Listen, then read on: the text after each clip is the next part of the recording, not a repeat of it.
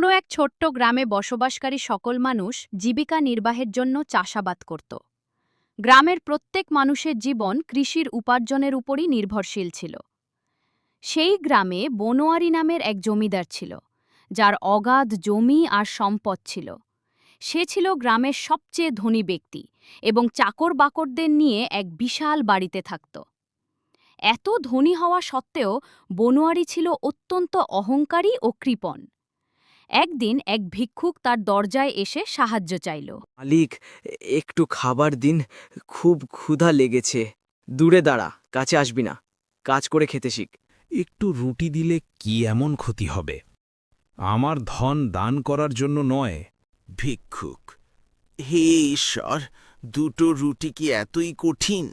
এখান থেকে বের হও, চুরি করবে নাকি? কেউ আছো? আমাকে বাঁচাও!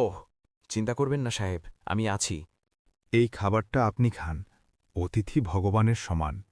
যার কিছু নেই সেই সব দিয়ে দিল, আর যার সব আছে সে কিছুই দেয়নি। আমাকে ক্ষমা করে দিন, আমি ভুল করেছি।